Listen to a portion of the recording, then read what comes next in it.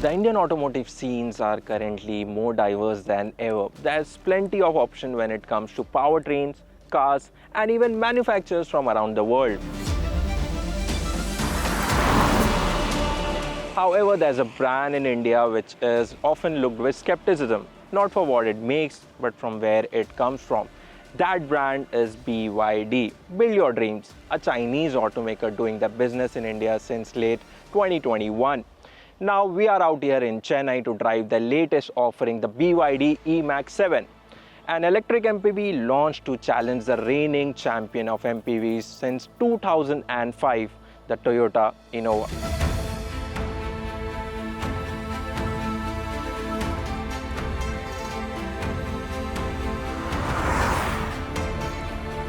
Now this right here is the new BYD eMAX 7. Essentially a next gen or an updated version of the BYD E6, their first ever car in India.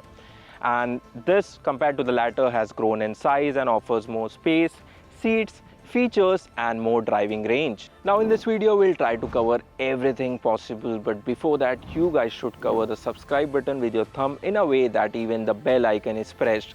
That said, let's get going.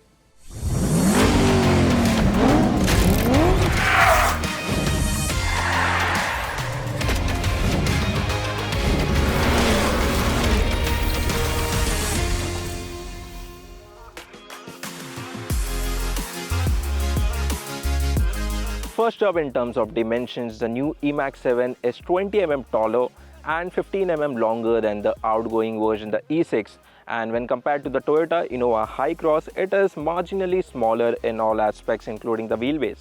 Now coming to the design, the BYD eMAX 7 gets a typical MPV-like styling cues. Up front, what BYD likes to call it a dragon face with this dipping nose, with a chrome slat, with a brushed aluminum slat running between the LED headlamps, which are now sleeker. Also, these remind me of the Honda Cities with the cubicle pattern. So let us know whether you feel the same or not.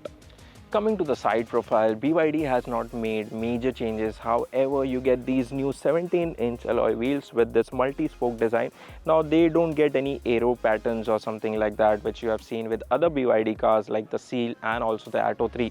Other than that, you get this dual-tone ORVM with NFC card support. You can unlock the car using the NFC card. You can just tap and unlock the car. There's puddle lamp, there's 360-degree camera. There's no dual-tone roof here. You get request sensors on both sides, and there's space written over here over this chrome strip for more space indeed. Now let's take a look at the rear profile, where I feel majority of the changes have been made. First of all, you get this connected LED tail lamps with a huge BYD logo in the center and a chrome slat connecting both the tail lamps. Then you get BYD eMAX 7 badging, EV badging is here. There's a chrome strip running in the skid plate as well. Other than that, you get rear wiper, there's rear defogger, the standard stuff.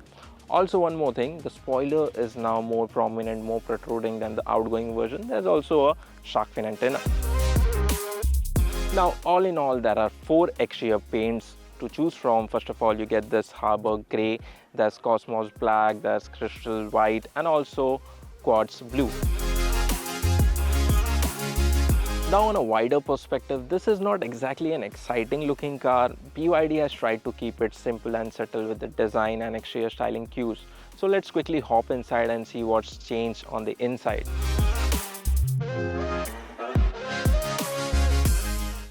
At the first glance, the dashboard layout of the new BYD eMAX 7 doesn't appear to be a lot different than the previous E6 version.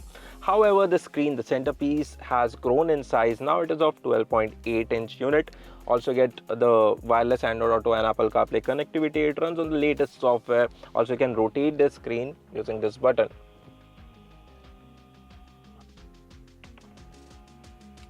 Apart from this, the dashboard theme, the wooden finish is still present over here. But what's new here is this new seat upholstery, and also the cabin theme is now brown and black, making the overall cabin feel more premium and opulent. Now coming to the features, well, the BYD eMAX 7 is loaded to the brim with features such as a wireless charger. You get this revised center console layout with this new gear lever. Then there's 360-degree surround camera, there's front parking sensors, level 2 ADAS suite, 6 airbags. These both seats are ventilated and powered. Also get dual zone climate control and a massive panoramic glass roof. However, it is not perfect. There are a few misses. For example, there's no auto dimming IRVM. It is a manual unit over here. Then the screen is great, but the brightness is very low. Even right now it is on the maximum brightness, but the visibility is very low. And in fact, when I was driving in broad daylight, it was very difficult to look the content. Other than that, the steering wheel feels premium. There's button on the either side. But beyond that, there's a small MID screen and analog dials. Now, it's not like that the analog dials are not good. Well, it is 2024 and this is an EV, and a lot of car manufacturers are bundling in digital screens, so that is a mess over here. Now on to the second row. Well, this is the top spec superior variant and the captain seat version or 6-seater version where you get these captain seats. Well, the seats themselves are really nice. They hold you properly in place. The contour is great and you don't get ventilation or sort, but you do get a armrest over here, and individual armrest is there. Then there's 3-point seat belt and adjustable headrest for both passengers. Apart from that, the space here is decent. Now the legroom is enough. I mean, the knee room is enough. The floor is raised a bit because of the battery pack, of course, so you sit a bit higher. Other than that, the headroom is still decent considering you get a massive glass roof over here. You get individual AC vents on either side of the roof.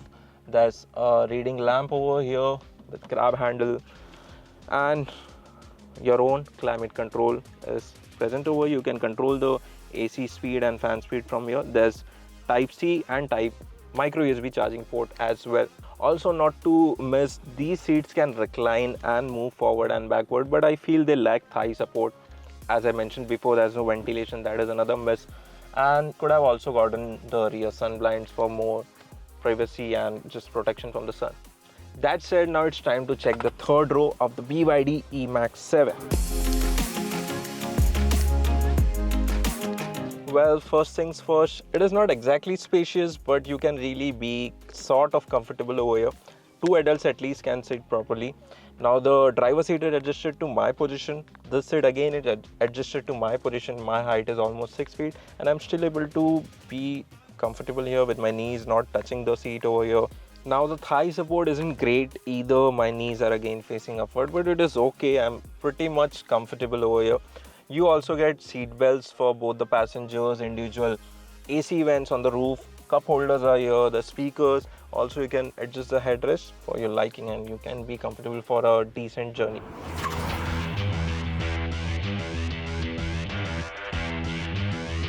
Now that we have looked at its exterior and interior, it's time to drive it around and see how it is on the roads. Mechanically, it is available with 2 battery pack option and 2 variants, of course. One being the smaller 55.4 kilowatt hour battery pack, and the other, which I am trying currently, is the 71.8 kilowatt hour battery pack. Now the brand claims a driving range of 530 kilometers on a single charge for the top spec version.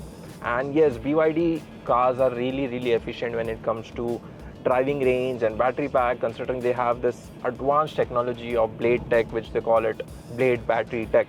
Talking about the specifications, well, this particular version has 200 bhp and 310 Nm of peak torque, which if you compare it with not exactly its competitors but other cars like MG ZS EV and even Tata Curve, for the matter of fact, it is more powerful than that, and that too, this being an MPV. Well, first let's discuss about its driving dynamics.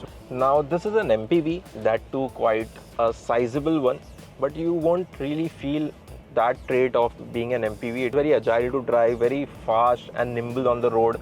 There's very minimum body roll, and I think it is because of the center of gravity. The battery pack is below and it doesn't feel top heavy.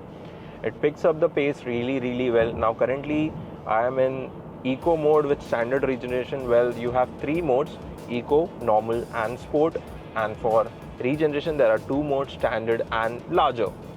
So currently it is in Standard mode and Eco, so I'll switch it to Normal and I can instantly feel somewhat improvement in the acceleration. I can feel that it is very more responsive now, but as soon as I switch it to Sport, it just become really explosive. The way it handles, the steering picks up weight and it feels really quick. Talking about steering wheel, it is lightweight yet picks up weight rather effortlessly and gradually depending on the speed. Also, from lock to lock it is approximately 2.5 tons, so it's quite easy to maneuver in the city as well. Now coming to the suspension setup, well, it is on the stiffer side slightly, but it overall absorbs the shock and the road undulation pretty well. There's barely any cabin noise, the NVH levels are balanced, and the suspension really helps in giving that impressive ride quality which you would expect at this price point at least.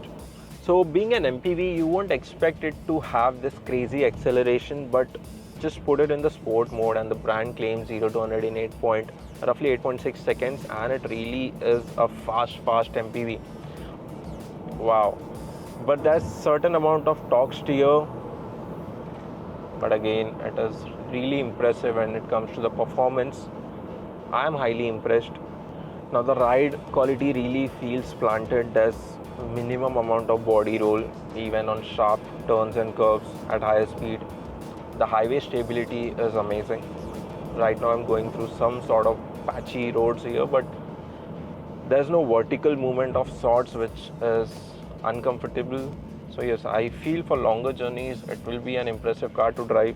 But again, the perks of an MPV is being in the rear seat, back seat, and enjoying the comfort and convenience. Now coming to the visibility part, well, the overall visibility of the car is amazing. The glass area, the sheer glass surface is massive for all the rows, and this A pillar is pretty thick, so that could become an issue. But again, the ORVMs are really huge, and the IRVM2 shows great visibility at the back. So I have no complaints or whatsoever regarding the visibility at least. As for the seating position, well, obviously you can't see the bonnet considering it has a dipping nose. You can really adjust the seat height, so you can make yourself comfortable and adjust the seating position as per your requirement and build.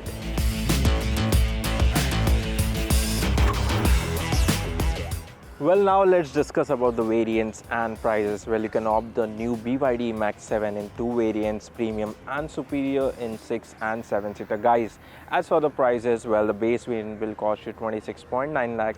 Meanwhile, the top of the line superior variant with all the bells and whistles will set you back by 29.9 lakh. Well, for the competitors, there are no direct rival as such for the BYD eMAX 7, but we can compete it with the MG ZS. I mean, it is a 5-seater version, but again, there's no direct rival. Other than that, it can definitely compete against the Toyota Innova Crista, Toyota Innova Hi-Cross, and even the Maruti Suzuki Invicto.